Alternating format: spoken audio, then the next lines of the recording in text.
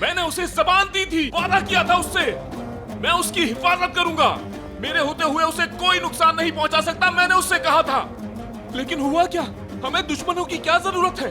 हमें दुख देने के लिए हमारे अपने ही काफी हैं। हर रोज इस हवेली में किसी ना किसी का दिल टूटता है। आजाद, रिलैक्स हो जाओ। ये आप लोगों ने किया है ना?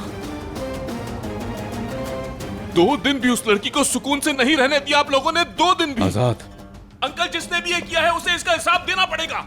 बताएं अभी आपने उसे कहाँ भेजा है? बेटा, हमें कसम से कुछ नहीं पता। ये बात तो हम खुद तुम्हारे मुंह से सुन रहे हैं।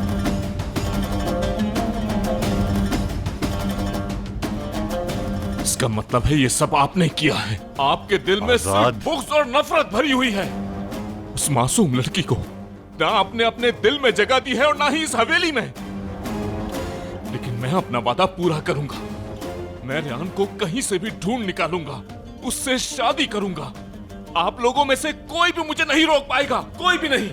आजाद, आजाद, आजाद इधर आओ। आजाद, आजाद मेरी बात सुनो। बेटा सुनो। रुक जाओ। किस चीज का इंतजार करूं? किस चीज का? अम्मा, आप इसका ख्याल रखिए, मैं अभी आती हूँ। रेहान कहाँ पर है किसी को नहीं पता। मैं कह रहा हूँ कि रेहान ऐसे नहीं जा सकती है।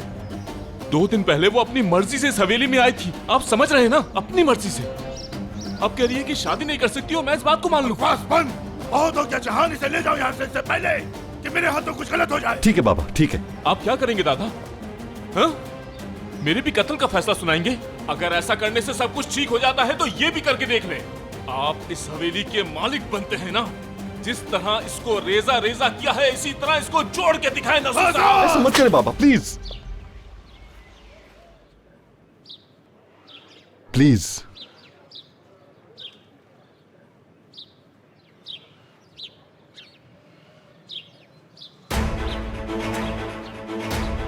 बेटा, तुम्हें हमारी बात पर यकीन क्यों नहीं है?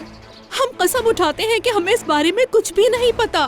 भाई, अम्मी ठीक कह रही हैं। हम सच में नहीं जानते कि रेहान कहाँ है। ये लाजमी उस मक्कार मीरान का काम है। उसी ने सब कुछ किया होगा। वैसे भी उसका जब जी चाहता है आराम से इस हवेली में दाखिल हो जाता है। क्या पता आप लोगों ने ही उसे मीरान के हवाले कर दिया हो। मैं जाकर उस मक्कार को उसके अंजाम तक पहुंचा के आऊंगा। अब मीरान नहीं बच सकता। आजाद, बेटा ऐसा मत करो। आजाद, सुनो बेटा। आजाद रुक जा, मेरी बात सुनो। हमको इसका हिसाब देना होगा। आजाद, आजाद, आजाद, आजाद बेटा रुको प्लीज, मेरी बात सुनो। आजाद, जानती हूँ कि तुम आग में जल रहे हो, लेकिन फिर भी कहूंगी रुक जाओ। ये ऐसी आग है, ऐसी आग जो खत्म होने का नाम तक नहीं ले रही और किसी को इसका एहसास तक नहीं हो रहा है। किसी को मेरे अंदर लगी आग से कोई सरोकार नहीं। सबको लगता है कि मैं सिर्फ गुस्सा करता रहता हूं, लेकिन कोई भी इसकी वजह जानना नहीं चाहता।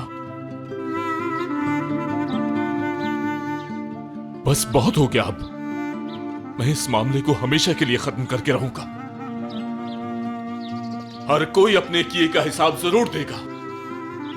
जो इस सब की वजह है उसे भी ढूंढ लूंगा मैं। इस हवेली में अब कोई भी रेहान को तकलीफ नहीं पहुंचा पाएगा।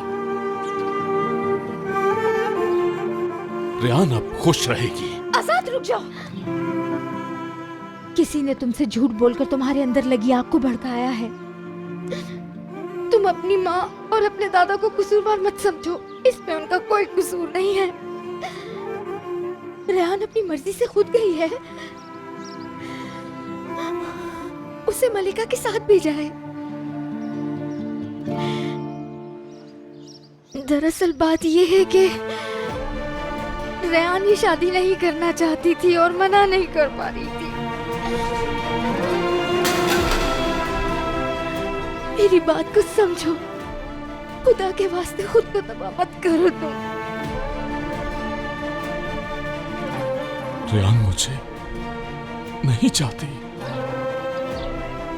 वो मुझे इस हाल में अपनी मर्जी से छोड़कर गई है।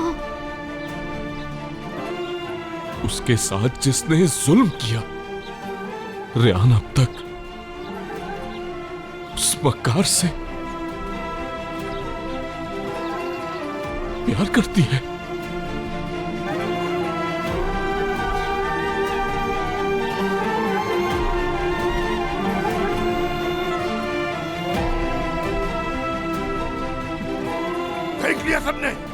मनहूस कहाँ ले आई हम लोगों को?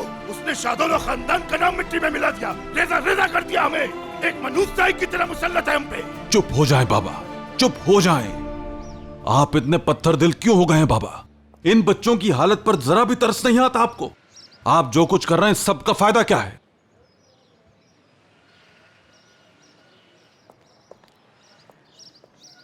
अंदर चलते जहान।